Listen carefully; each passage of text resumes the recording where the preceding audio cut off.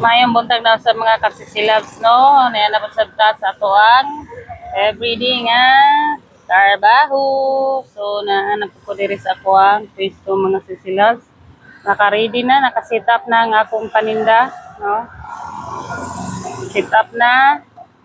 Namutuan na dahil kong mata ganina. So, mga sisilabs, sa wala pa diya kadondon, diri na mo sa akong tindahan sa dool sa Kangs. Muna ito display ron.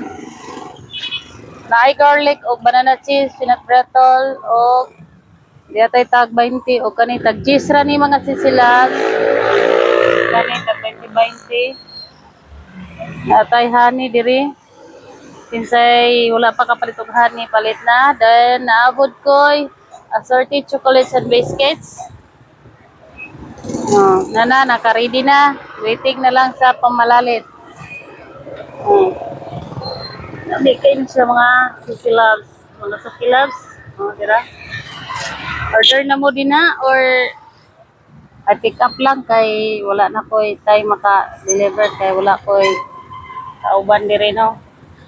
So sa mga wala pa kapalit na, palit na mo diri. Naara ko diri sa Atbang diha sa Alison's Water Parks o sa Kangs. Diri ang Kangs. No? Guwapa kayong mani, guwapa kayo. Init pa. Pag yun ning luto. So, sa mga suki din ha, sa mga mani nga ganahag mani nga dubo. So diyan na. O diya po kay skinless. Skinless na to. O guwapa kayo. Agagmay ni mga sisilabs ha. Agagmay ni o. Katuning kuan. Ni dili agdag ko kayo. So dali na mo mga kamani lover. Dali kay basig mahutdan mo o kay unya hapon ako ni deliver sa San Jose. Kay dito sa San Jose, isang bagsak price at least doon mugod nila. So, ay masubra ni kapak na ko ni dito ron.